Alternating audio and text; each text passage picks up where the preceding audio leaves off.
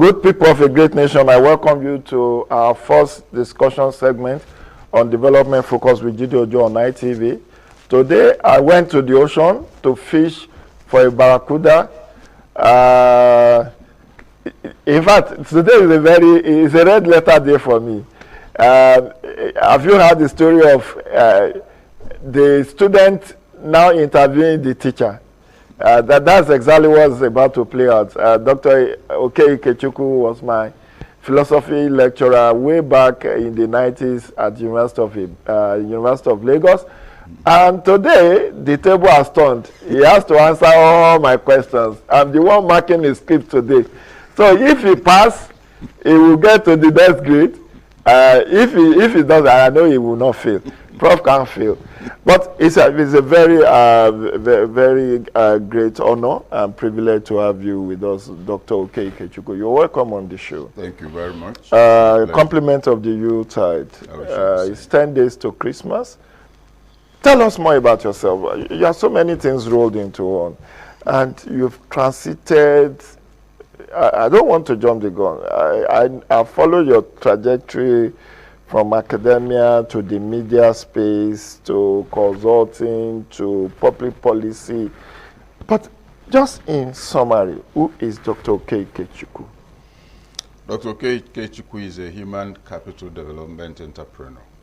So in all that I've done, it's always connected with human capital development. Yes, I taught in Unilag.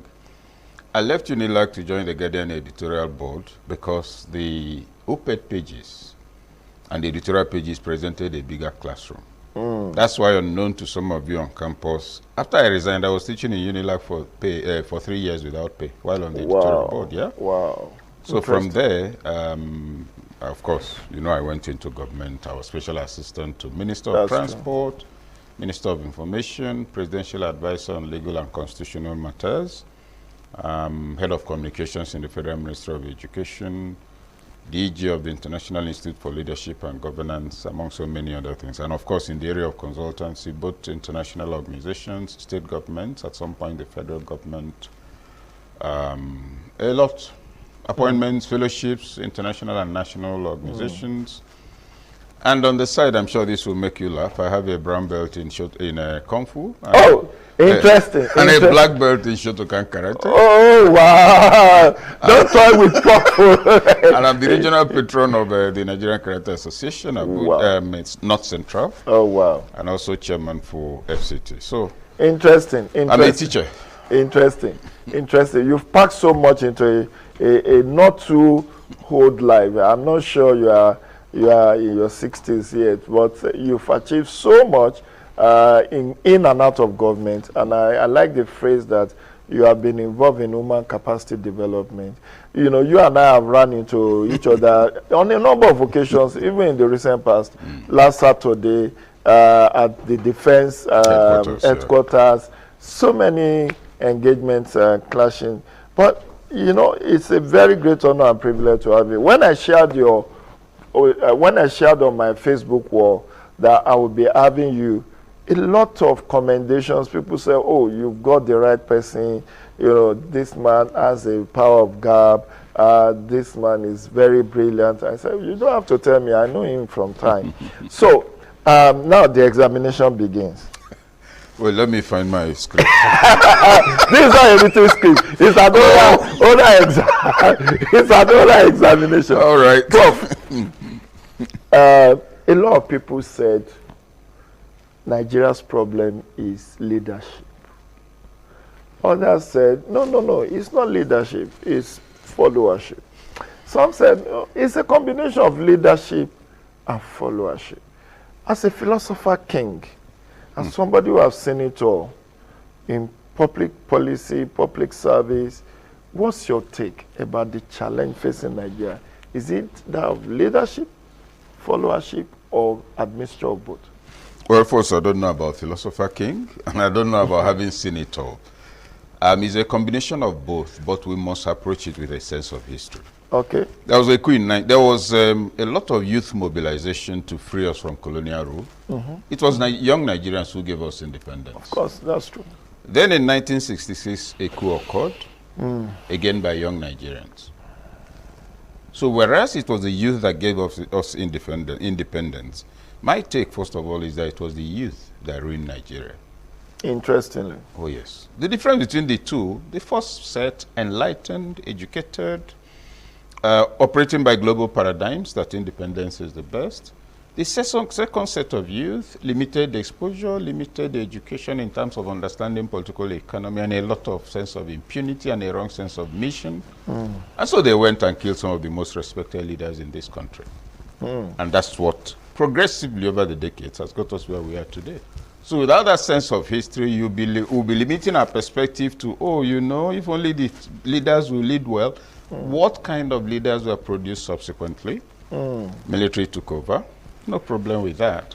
Who did they appoint? Their friends. The appointments were there on the basis of capacity or anything? No, they were there for 9 years. In that 9 years, those who will have ruled this country at the highest level and retired were in the cooler.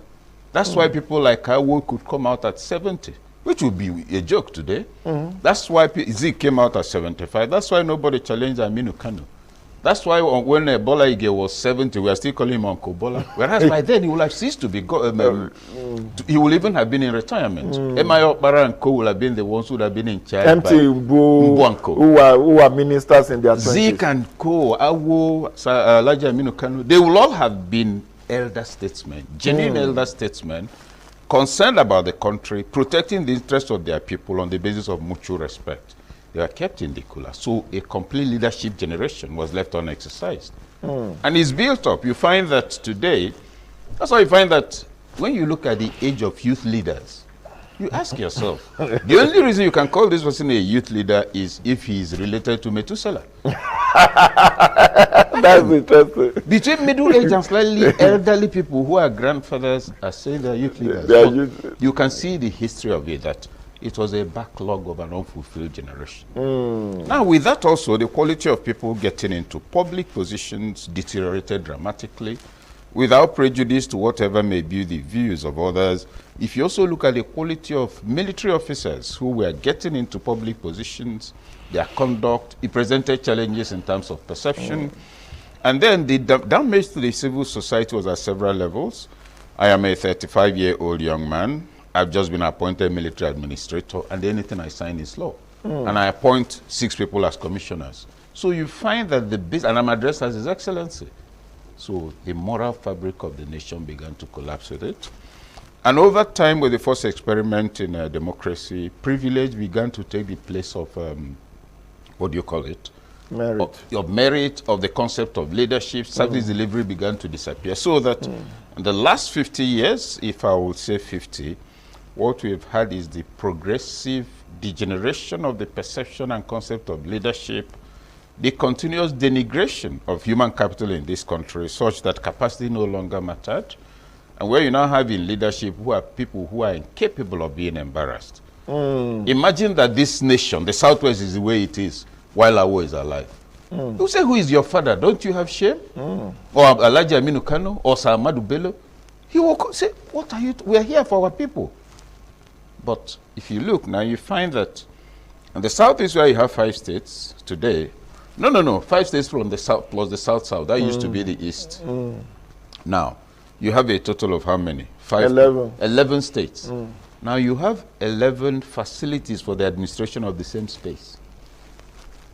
11 governors, 20-something, let's even assume it's just 10 commissioners times 11, all of them with siren, all of them with bulletproof cars and all that. Are they administering the place? In the North, 19 states, that's where only one man presided over and gave us a massive conglomerate for the economic development and survival of the North. That's what's going on. The entire place, they say it's ungovernable. I say ungoverned. I said no, it's ungovernable. What's the difference? Ungoverned, ungovernable? Oh, ungoverned is fine. Okay, this studio has been shut for a long time. There are cobwebs and all of that, so it's not really being managed. This studio, there's a lion in it, in addition to people with bows and arrows. I can't, it's unmanageable. If I come here, if the lion doesn't eat me, the people with bow and arrow will shoot me. So the northern part of the country and parts of the southeast, little less in the southwest, has become ungovernable. So, again... so going back to the question of leadership and followership leadership, yeah. In all of this, leadership can still make a difference. Okay, that's exactly what we will try to establish. Do, to establish, because we are on the march to 2023. Okay. And if you look at the political landscape now, a lot of people are trying their hearts in the ring to be the next president. People are already just this morning, as listening to news, Senate is already thinking with their house rule on how principal officers will emerge from the initial 2/3 majority to simple majority. That is preparing the ground for the next set of leaders when the election is over 1 year away. But let's segment this, because I know I mean, this should be a two-part story, but I will try and just do an overview. Let's take your first love, academia. What's going on? ASUU is threatening strike. And they said this time is going to be total. Last year, ASUU was on strike for 11 months or thereabout, since March to December. Should we, I asked a question on my Facebook wall yesterday. Are we caused or are we the cause? I think it was Peter Obi in 2003 when he wanted to contest election. The first was reference to have made that. Are we caused or are we the cause? No. Look at our public institutions, public academic, the so-called ivory tower. What is going on in that space? There's neither ivory nor tower anymore. But let's operate with a sense of history. ASUU used to be the most powerful voice on national issues and national development. True. When Jega was there, when T.U. Nwala was there, and all of that. That's number one. Number two, the government also met its obligations to ASUU to a large degree. Number three, if government can spend nearly 300 billion on palliatives, it means that the reason why ASUU's demands have not been met is not because we don't have money. It's wrong prioritization. The university system, the tertiary level of education, produces the highest quality of human capital and professionals for managing any nation. And so, when that place is in limbo, what do you get? Well, let's even stretch it further. Over the years, because of the continuous deterioration of statecraft, because the nation was progressively and marching vigorously towards becoming a criminal enterprise, which it probably is at the moment, you then find that better paying sectors of the economy drew the best out of the university system. So you have second-rate academics, but in most cases third-rate, producing fifth-rate materials. Yeah, you are one of those who are poached. I wasn't poached. Why did you leave academia? Interesting question. Now there's no escape, isn't it? I'll tell you why. I'm listening. The university system, I got in there. I was in the faculty for 5 years. Then I resigned and I was still teaching for 5 years. In those 5 years, I had taught every student in the Faculty of Arts and part of Social Sciences. That's true. Staying on means 200 or so students every year. In an environment where I, with all due respect to my colleagues, I didn't see mobility. So the Guardian editorial board and the pages presented a bigger classroom. That's why if you look at the content of my writing, it's not political quarreling. There will always be something to learn. So I left. The pay was the same. So it's not money that drew me out. It wasn't money that brought me into Unilab. And so you then find that, what do you find in the university? The best graduating students are drawn out. In my my first degree was from UNN. I was the best graduating student. Interesting. Now, you look within the university system, what percentage of the best graduating students are retained by any university? Not up to 2%. And I'm being very generous. And so you then find, even in faculties where you had taught before, you now meet a former student. It's not like people, it's not people like you who are sound. Somebody you know that never really wrote a successful project. That in terms of technical quality of research, it should be 20 marks, footnoting and the fellow scored 0, is an associate professor. And still today speaks bad grammar. You know, so all kinds of things. So you then find that ASUU also, assuming the government was meeting its demands, we can then say ASUU, academics, you're useless. government was not meeting its demands. It was a temple like a Jewish synagogue without the Holy of Holies. That's number one. Number two, within the issue of ASU itself, a certain percentage of funds to the university is supposed to be for research, right? That's true. Is it actually being deployed for research? So you see, there are also integrity issues. Now, the third fund support to universities, why are so many universities not going for it right now? They have unretired records. I've given you 20 naira. You haven't shown what you've done with it. I still have 80 naira to give you. You can't come for it. So it's multifaceted, and you then find that within the academia, you have people who had no business near the periphery of a university providing support services. They are now quote-unquote lecturers.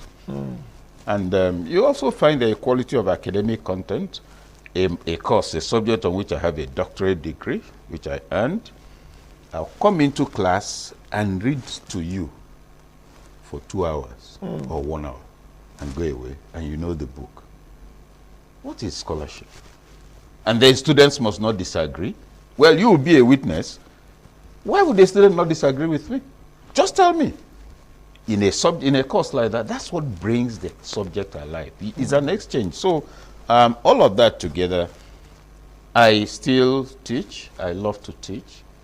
And I teach across several institutions, even as we speak, including universities, but not having to be in the university to do it. So knowledge impartation does not have to be compartmentalized. And universities have to also be aware, and ASU needs in particular to pay attention to the fact that today we are speaking of degrees.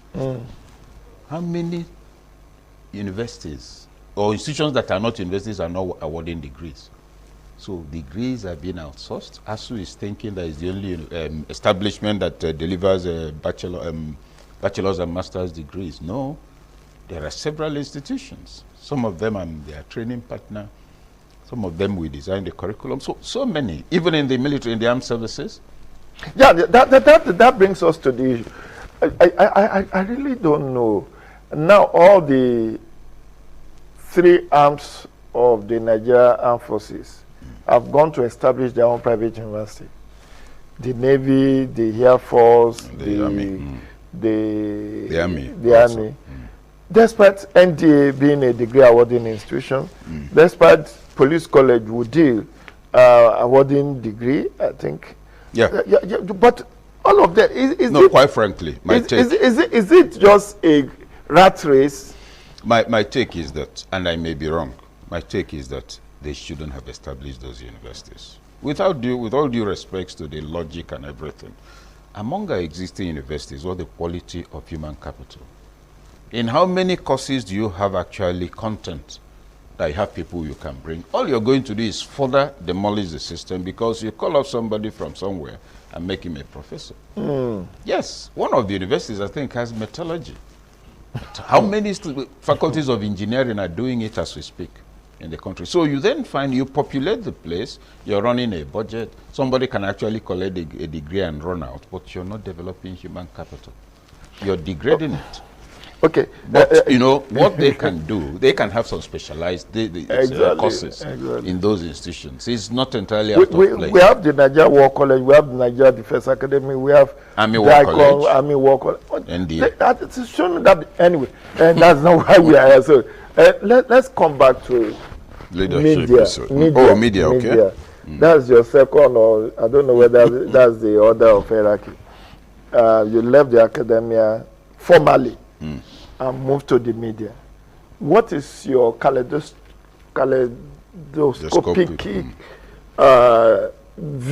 panoramic view of Nigerian media enterprise in 2021?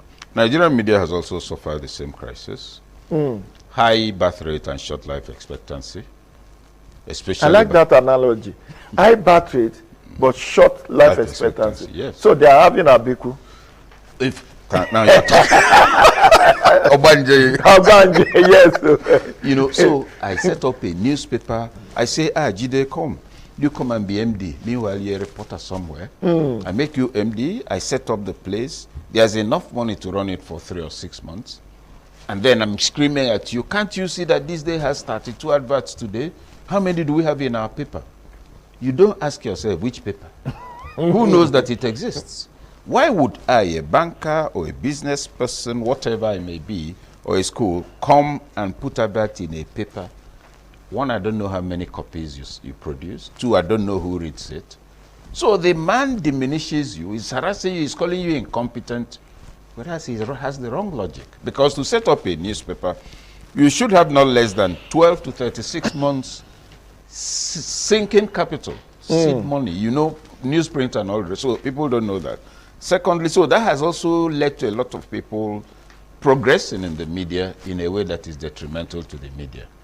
Where you have people who ought to still be learning the ropes, and they say they are media experts, whatever they call themselves. You also then find also within the media a kind of cannibalism. You know, the greater your capacity in the media, the more there's a consensus on the need to keep you out of anything. And so the media doesn't grow, the people themselves don't grow. And media services to politicians is mistaken for, let us go and see the press. People mistake reportage. It's not reportage that gives a new newspaper its reputation. We say, oh, you know that report. You can console yourself.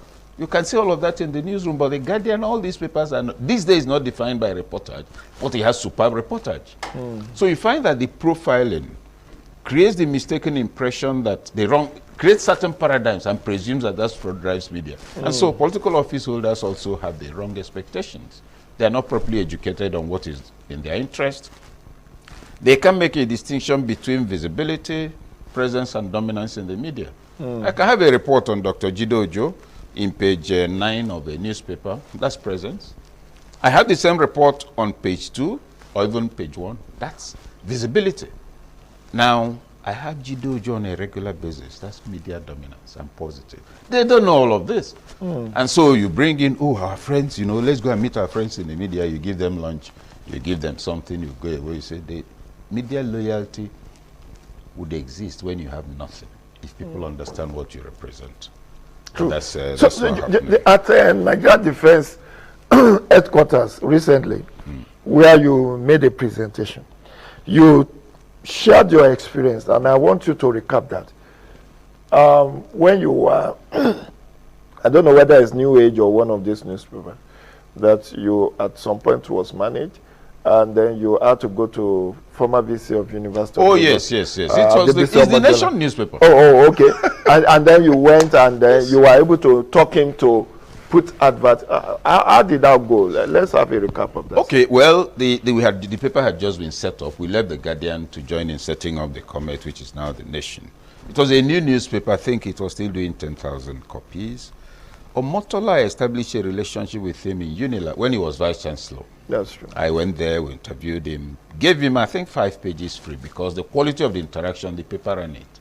And I didn't drink tea with him. I was in a hurry. So after he called, he said, doctor, you're a very strange person. Come, you know, he builds shops and all of that in Unilag. I say, Prof, I'm not a trader.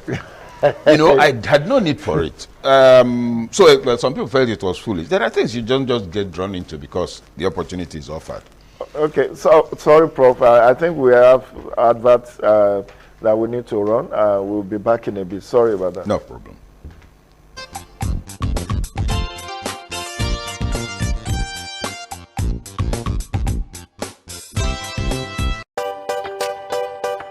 Milo Ready to Drink with Active Go is made with the natural goodness of milk, malt and cocoa with essential vitamins and minerals, so you can pack the winning energy of Milo into your lunchbox to make sure your chum is always ready to keep winning every day.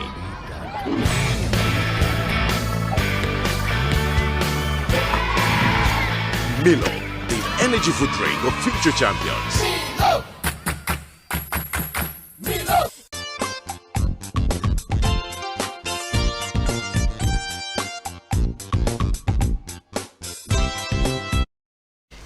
Sorry for that short break in transmission. We need to hand some money to run this place.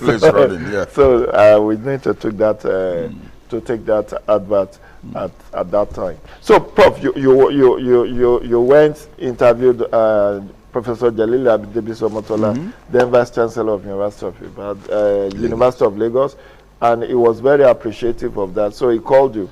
So what happened up there? No, first of all, this professorship you are conferring, I leave it at that. Don't worry. So, we know professors and we know professors. Don't worry. You know Kollington. Kollington Ayila is a Fuji musician. He gave himself Professor Master. Barrister. Barrister that never saw law. Commander. Then Chief Commander Admiral Dele. Who doesn't have a catapult? So at least I can, in my own space, I can confirm you with honorary professor of leadership. So the Omotola, yes, so that was it. He was doing very well as Vice Chancellor. He was misunderstood.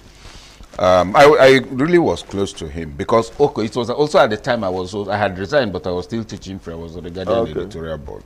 So he needed to be supported. Were you there with Dr. Jide Oluwajuyitan? Oluwajuyitan? Yes. Oluwajuyitan, I think, came in later. Later, okay. It was the director advert and marketing. In the Guardian. In the Guardian, that's what I'm saying. He came in later. He also was teaching in political science. I know. Okay, go on. Sorry for that. So, you know, so then when we now started the Comet, JAM results were out. And of course, what do you call it? Unilag will run the Guardian, the major paper. So I went to Omotola. I said we should meet. We met by, I think, 11 p.m. in his lodge. I said, Prof, we need advert for our paper. He said, my friend, you know, who knows? This paper is new. I said, Prof, you have to place an advert here. I said, but why? He asked, why? I said, because I'm your friend. The logic was, he couldn't engage. I said, Prof, this is when you support your friends. Exactly. So we talked about it, talked around it. I said, he agreed. 20-something pages. That was a lot of money for a new newspaper. Of course. Then I said another condition. He said, what? No paper should carry this thing for 2-3 days after we carry it. He said, I said, that's the only way we can sell this paper. It is new. This is the time to support your friends. You know, that was it. Now, imagine that after we did those things, I collected money from him, or I went and took a shop. You know, he would just know my price. And I wasn't doing it because I was better than anybody. I had no need to own a shop. And you maintain a relationship. You're not doing it because you're born again. I guess it's probably just who you are. And so it was always easy, a one-line communication with Omotola. So when he also got into trouble with the authorities, he called. I went, we sat down, 3 hours. He placed all the facts on the table. I said, Prof, this is where you got it wrong, this is where you got it wrong. The money should have gone into, this money should have gone into this thing to invest these funds properly, blah, blah, blah. This course was not approved by council, you have to go to council. Even if it means retroactive approval and all that. He listened, he didn't take some of the advice, and I think that's what they eventually saw him out. But the thing was that it was a relationship of mutual respect, and it wasn't like one was being puritanical. I'm not like anybody. No, I have no time for that. I just did. Look, this man was doing a fantastic job. Sure. The same thing for Placid Njoku. Placid is currently Hope Uzodima's deputy governor. He was vice chancellor in Umudike. I knew him from ABU. Goodness me. If you see, there's this palm. The maximum of its height will be this ceiling, but around it you have up to 7 palm heads. Simultaneously, you have to bend down to cut it. The new species of plants and all of that. So the same thing, I went to speak to the, I think, editor-in-chief here. I said, look, there's somebody doing a fantastic job in, the Guardian needs to support and project him. They sent Declan Obaleke, the CNN award winner. They also gave him about 4 or 5 pages. So it was still I told you my first love is teaching. A university can't be doing this well, and you don't give it a chance because it can't pay and all of that. So I did that for Professor Njoku as well. So that's okay. So let's come back to leadership. You have held some leadership position in the course of time in the last 22 years of return to democracy. And what has been your experience serving in those various capacities, Ministry of Education, Transport, Information, heading an agency, and all of that? What do you make of Nigeria public service? The public service needs leadership in its capacity. Most of the time, the trainings are inappropriate. In fact, when we got to information, we found out there hadn't really been any real training of core value in 27 years following the military period. That was with Chukwemeka Chikelu. Yes, so we had to transform the place completely. Emeka was a fantastic minister. And very young and vibrant. Very, very, very. And look, the first day I came, he had no essay for 7 months. So people kept coming, trying to introduce us. I said, why are you bothering me? I'm not looking for any job. I'm busy. So when eventually we met in somebody's house. The person said, look, okay, come. He's a personal friend. Come. There's something I want us to talk about. There was somebody. I came and lo, Emeka was there. They were eating, you know, and cracking jokes. So I took a spoon immediately. When I took the spoon, he carried he said, my friend, where are you headed? I said, what do you mean? You want to? He said, no. Looking at your size, I don't think we'll get anything out of this. So that was how we now met. Wow. So after that, we talked. He gave his ideas. We spoke at length. Fantastic ideas about public communication, which were mine. It's like we had spoken before. You know. So when later he said, okay, let's meet again, we did. I said, how come for 7 months you have no special assistant? He said, minister's special assistant is the other minister. That if you have a special assistant and you're not around and people notice that both you and your special assistant are already a failure, and that I would rather end my tenure without a special assistant than have a special assistant who is just like that in name and all of that. And he put some agreements on the table. We're not going to be doing contracts. Two of us can take care of ourselves. We are just here to serve humanity, to have serve God through humanity. That's the kind of a person Emeka is. Yeah, and all of that. Even when in the ministry, I think the very person who actually, one of the people who was involved in getting us together, they say, oh, there was 2004, there was this 200 and something million insurance in FRCN. I say I should facilitate it. I said, sorry, not behind my boss. That disloyalty is worse than murder. He's trusting me completely, and then we'll go. And in any case, what will you get out of it? He said, yeah, you can get 10 million. I say, really? What will I do? 10 million is a plus. But if I don't have it, nothing will happen to me. And you know, so on the basis of that. So, well, coming to the question of what one has learned, Nigeria is full of people who need to be led. That's the most important point to note. Who need to be led? Yes, we have problem of followership. People make the wrong demands. As they say to Minister of Transport, he had gone for a church ceremony. They were raising funds. He donated 50,000. The pastor or chief priest or whatever said, this is not good enough for a minister. Wow. Nonsense. And trust Ojo, he also went to the microphone and said, people like you are serving the devil, not the Almighty. Wow. Blasted him for close to 10 minutes on his own podium. He said, this is what I earn as a minister. If I give 10 million, you will clap for me. Where is it from?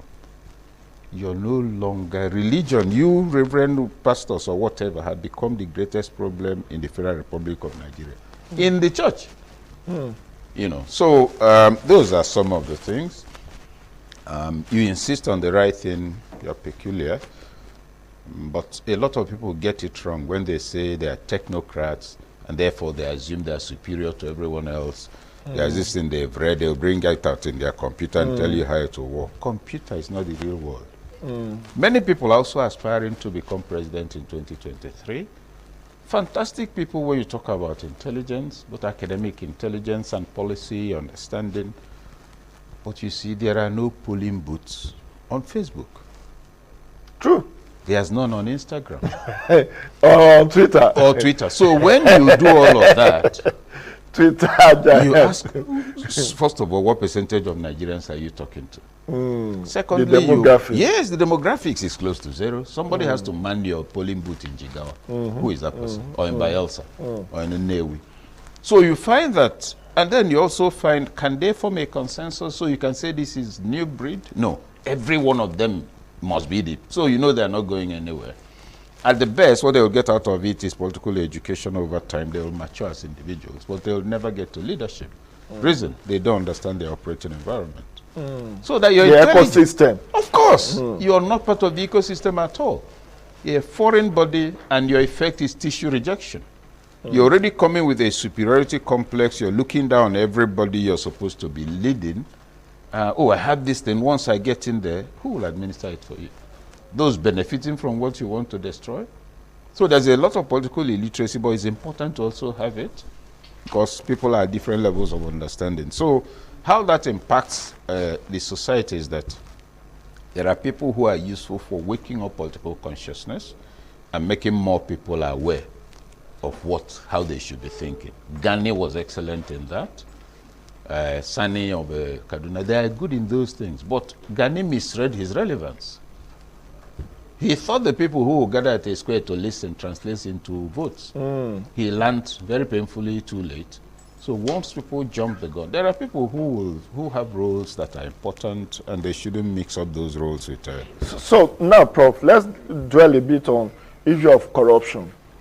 You cited this example of the late Minister Ojomadueke, lambasting a priest for denigrating him that what he donated at an event was too small. Today, part of, and Ojomadueke was everything. He was everything.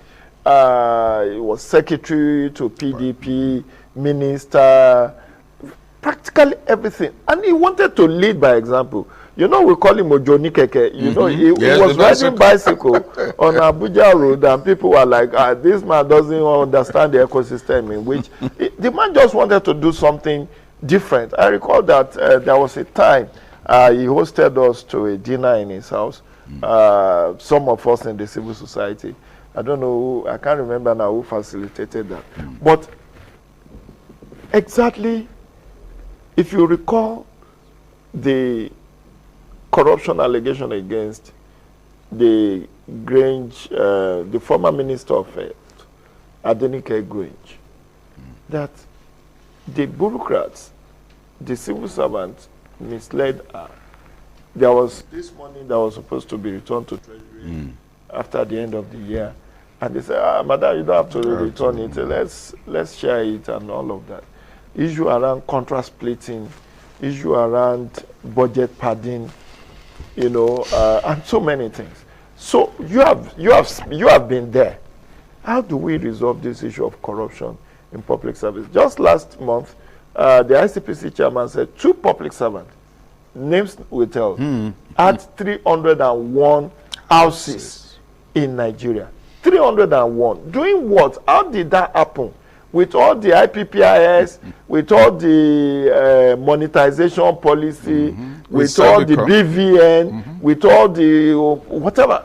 So what's your take? How do we successfully fight public sector corruption? No, the corruption is everywhere. It's not about public space. Okay, maybe yes, we are mixing most of the government efforts at fighting corruption. They are fighting with stealing. Corruption is distortion of values. If I'm working in ITV today and it's time for promotion and I'm promoted when it's not my turn, the system is being corrupted. If you make a pot of soup and I come there and I put sand in it, I've corrupted it. So it's distortion of values. Violation of the reward system by taking what you're not entitled to out of it. It exists in the university when a lecturer sleeps with students or collects marks. It exists on the road with the policeman. It exists in churches. It exists in the public service. It exists in party processes. When godfathers will choose me over you, whereas you're the better candidate. So let's know that is a distortion of values. And then let's trace its historical trajectory. Corruption occurred with the first coup. Corruption occurred with the first military coup. It was a distortion of the leadership process. Because people know their leaders. They know those they will have said, go for us. So you shoot through, you announce Jide and Oke, who the states will not have accepted. So that's corruption also. Distortion of leadership succession, distortion of leadership communication, distortion of titles. Your Excellency, you're a reference for us. But you know me, a young officer, practically every weekend I have a party in the State House. Somebody is paid to procure those who will entertain us. And I come out and I speak to your fathers and mothers and they are bowing and saying, Your Excellency, corruption. So now coming to the public sector, the absence of penalties and consequences is what is fueling it. Impunity. Impunity. So the tendency to misbehave and disobey rules is not strange. Most people in the absence of strictures, we're all human beings. If it's possible for me to wake up later than I would have Because of this program, I have no choice. If you are saying at your discretion, I will have looked for the most convenient time. So we are human. And it could be evening or even midnight. Yes. So we're human. That tendency is there. So the strictures enforce good behavior. There's no corruption. There's less corruption in countries like the US and others, not because they are better than you and I. If you look at our human quality, you are walking on the road and I stumble. You say, hey, sorry, what is it? The Americans say, hey, better watch where you're going. Something happens, that human destiny is there. But you see, one wrong step you take, the system catches up with you. So misconduct is unattractive. Here, it is not unattractive. There are limited consequences, and people carry on with it. And then you find that in the same environment, you can own, you were doing nothing before you got into public office. 9 months later, you've built a 350 million naira mansion. You now have 16 cars. The cheapest of them is 92 million. And nobody is saying anything. So you find that the ecosystem provides manure for improper conduct, for unexplained wealth. And so if the government begins to hit at it, then it will make a difference. But it's not by preachment. People need to see consequences. People need to see, for instance, when you talk about corruption, you're talking about the few people in public office. Budget padding, overheads, ministries and agencies, if they have 10 staff, they will indicate that it's 14, and all of that. Now, the Nigerian state is in a situation where it needs effective leadership that will set paradigms and insist on those paradigms. That will lead to change. But it's not by calling seminars and telling people to be of good behavior, because also with rising poverty, the challenge for those who are trying to be on the straight and narrow path has increased. Joblessness has gone up. Youth crisis has worsened along with the bulge. And also distribution and consumption has become the norm. So the challenge of corruption is now, if you like, hydra-headed. Okay, let's come back to politics of 2023. Leadership recruitment. First, let me pick your brain on this. What do you make of the agitation for Igbo presidency in 2023? Are you for or against? No, what they're saying is that somebody from the southeast should be president. Just like it has gone round. Now, if the argument is not for the person to go there to drive Igbo interests, nobody will support that. This is Nigeria, not Igbo land. There's no Igbo Federal Republic. They are talking about an Igbo person from the southeast who, like his colleagues from other parts, have also held the position. I understand the logic. I understand also the fact that within our country, it makes sense. Some people may say, no, you see, let's go for meritocracy. I have no problem with meritocracy. But every part of the country has its best. So if you say it's moving around, so let the Igbos, let them do their bit. So that nobody will tomorrow say, oh, he came to our turn, you didn't give us. If you have endured it this long, you might as well round it up. But that is different from a volatile agitation that will frighten others. You must show that it's about Nigeria. If it's just about you, we're all in the same village and your family is demanding for the chieftaincy title and harassing everybody, we won't trust that family. So I think strategy is important, but yeah, I understand where they're coming from and it makes sense within the context of our country. So now, a lot of agitations, pressure is being mounted on the president to sign the Electoral Amendment Bill. But there is a snag. The Governors Forum said, President, don't sign because of direct primary clause. The National Assembly said, Mr. President, go ahead. We want you to return the party to the people. Let's have direct primary. Today marks 26th day that the law has been with the president. He has 4 more days, and we do not sign know. or be overridden. Yes. So we are in a state of suspended animation, in limbo of sorts, about whether the president will sign or he will not sign.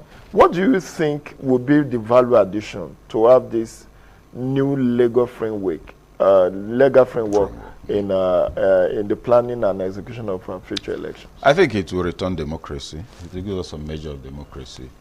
The hunting dog philosophy, which is Jide, let me have your hunting dogs, which is delegates. After hunting, we'll sort it out. He should sign that bill. It's strange that elected governors are the ones fighting democracy. It's very strange. The parties have to be returned to the people. It will lead to party discipline. It will actually develop ideological content. It will lead to parties having rallies throughout the year, once from time to time, not just wait for elections to go and give people money. So I think the president should sign. If he doesn't sign, I think the National Assembly should override him. The powers of the governors, we must ask ourselves, the governors forum, what value can we say it's really been added, apart from fighting for the interests of the governors themselves? What are the governors, what's their position on core issues of, have you heard the governors saying, okay, since there's so much banditry and insecurity, we'll stop taking security votes because we can't see the impact? So there are so many things one had better not go into.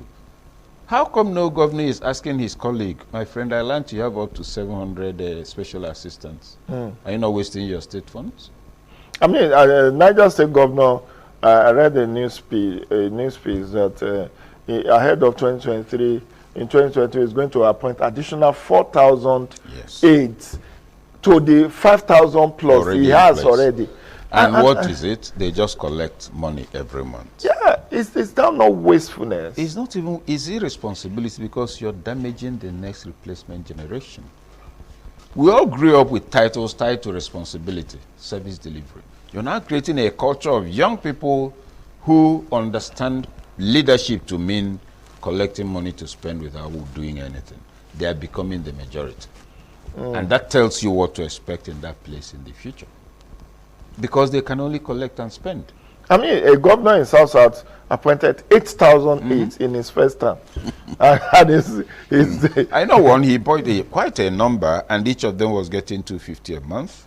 And many of them he can't identify. He doesn't know. No, there is no letter of appointment sent to them by the political supporters. Yes. So it's become a major issue, because now it poses real threat to democracy, to service delivery, to leadership recruitment, because you read budgets every year. At the end of the year, what do those budgets deliver? And let's face it, you know, there's a lot of criticism. This government has its challenges, but let's be real.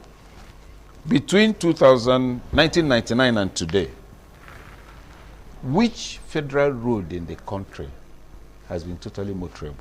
20 years, 21 years. PDP, APC, whatever you choose to call them. What's the state of electricity? So it's a leadership elite crisis. It's not a party issue.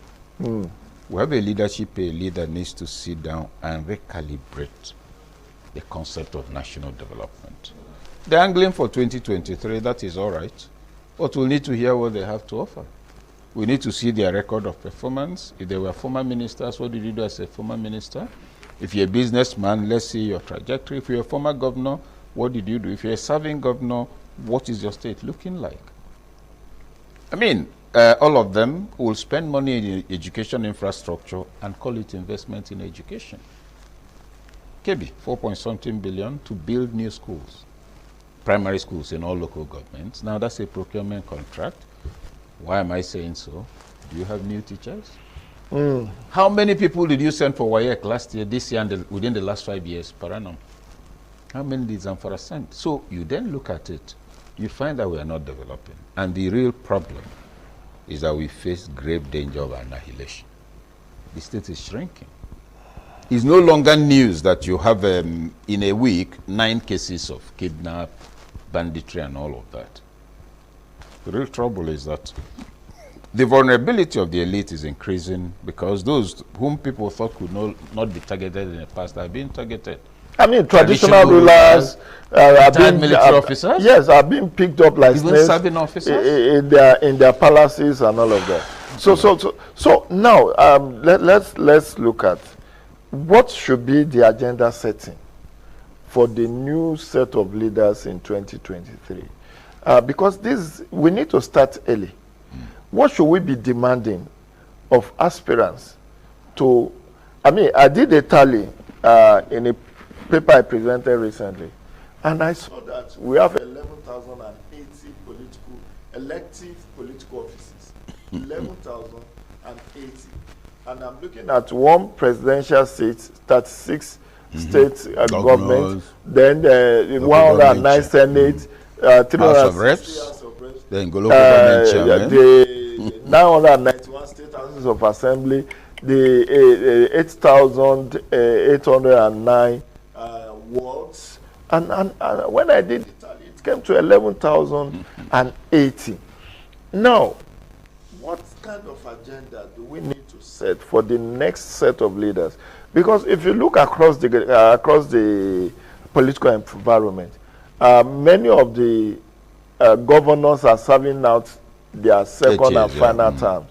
So you may be having a lot more quote unquote jambite or rookies in government houses in 2023, and even the president is serving out his second and final term, so he won't be returning. Good enough. We are not like Rwanda or those countries that have tinkered with the constitution to allow for third term. So what should be our agenda setting? I think the thing for anybody to focus on is national development. When you speak of national development and you have good roads and electricity, is infrastructure. National development begins the quality of human capital. So if I want to be president, how do I drive national development? At the level of education, what should I do? At the level of health, what should I do? At the level of national consensus, what should I do? At the level of youth development, what should I do? The youths are damaged. All youth platforms, go and find out the age of the current, is it the last NAN's president, they said he was 43? 43. No, I mean, they don't see how it works. You go to the university, you get, you register for a PGD, so you have a school ID. So NANS has, in the last 25 years, never had less than 2 presidents every year. And each always, in most cases, has a jeep. So it's a platform for all kinds of activities except student activities. And I've had occasion to get tangentially involved in some of their issues, trying to resolve this during elections. You see, you also talk about the Nigerian Youth Council. Is it populated by young people? All these have become political platforms. You must have a conference of youth leaders. There you might be able to recruit 20%. That's already a large number for development. But the focus should be on national development. Oh, you want agriculture and food. I support it. But please, before you start telling me about irrigation, tell me what will happen to the local economies downstream when you block the water here. That's water. If you live anywhere, take Sokoto, drive all the way to any part of the south, you see that rivers that used to be about 200 meters across are now less than 50 meters. Just like a Lake Chad. Thank you. No, Lake Chad is largely environmental, but this one is abused. When you keep damming it. Now, those who are surviving by farming crab downstream, the entire land has become dry land. Okay. In 2011, when Lokoja was flooded, close to 40%, close to 60% of the buildings in that area, when you entered, the water was above their roof. They were saying, what happened? They didn't know that used to be where the water was. So they are building on, what do you call water it? plains. Water and floodplains, thinking it was dry land and all that. That's what's happening everywhere. So national development should be the core issue, not at the level of, where you speak the usual English. Macroeconomic indices are this. After saying that, tell me, are your cousins faring better? What can make my cousins afford rice? Then you're talking about being real. The man, sorry, just one last sentence. The man in Belkuta or the man in Bauchi or the man in Nnewi who farms, what can I make, or the man in Bayelsa who is a fisherman, how do I make the local economy work for him? If the local economy works, his land is polluted, I can provide him a basin that's bigger than this studio, provide water supply and can still produce fish. Now the local economy comes alive. That is development. Not going to Bayelsa to build a 2 million naira bridge, fly over, you come and cut the tape. The number of people in the area who have vehicles. Yes, limited. And you know, across anyway, procurement is the biggest biggest corruption conduit pipe. Now, let's look. We have a lingering challenge. How you have apt on national development. How would that be achieved if there is no peace, there is no stability, there is turmoil, brigandage, banditry, abductions, or Let me tell you, no matter of banditry and insecurity, there are drones with capacity to strike. Nigeria can afford it. If I'm head of state, that's the first thing I'll procure. And they will run, some of them with a radius of 2 kilometers. I understand probably there are more. Set up the camps. And you have facility that can see the road up to the sand on the ground. So why are we doing traditional wrestling when there's AK-47? Traditional wrestling. That is it. I challenge this bandits. The one that Okonkwo and things fall apart in the Because let's look at people's children are being wasted on the road just because they chose to serve in the military. How much is a drone? What can we not? I mean, can't we even ask for technical support so that countries, they are donating vaccines, 5 million vaccines of COVID-19 to us. Shouldn't we also say, okay, we don't have enough, we are running huge debt. I think our debt profile as at yesterday was 37 trillion. No. And maybe we are really out of cash. Can we ask for Western countries, those technologies you are no longer using? Let's have it. Let's have it. No, but you see, before we ask for that, let's also note the issue of wrong prioritization. During the COVID lockdown, the government spent, I think, 254 billion, I hope I'm correct, on school feeding. While students are at home? At home. So it's not a question of whether the money is there. ASU shouldn't be on strike, the doctors shouldn't be on strike. You're telling us, oh, they are demanding for 80-something billion. But look at what you're spending on everything that involves procurement, whether it's IDPs and the rest of it. So my take on that is that, yes, security can be addressed. This is the modern 24th, this is the 21st century. There are supports that can be procured. There are methods that can be adopted that will make a difference. If you're talking about corruption, it's not as difficult as it is. Any money, if you move $10,000 into the U.S. economy, it registers. So all the facts are there. It's leadership. Okay. It's leadership. I do hope, viewers, that you've picked one or two things from my examination of Professor K. Ikechukwu. You did excellently well anyway. You couldn't have afforded to fail. Not with your level of, intellectual capacity. I refer to you as intellectual juggernaut, and I'm not mistaken. I want to thank you specially. We've actually overrun our time. Oh, we have. I didn't even know that myself because I still had several other questions I could have loved to ask. But you've done justice to the few I've been able to ask, and I believe that our viewers have enjoyed listening to you, and we do hope that those who are throwing their ass in the ring towards 2023 will, you have set the agenda for them. Let's hope that they will take the gauntlet and do the right thing, and we'll have a better country in 2022 ahead of 2023. Thank you very much, Prof. Have a wonderful day, and regards to your household. So I'll be back in a bit for the second and final discussion segment. Please stay tuned.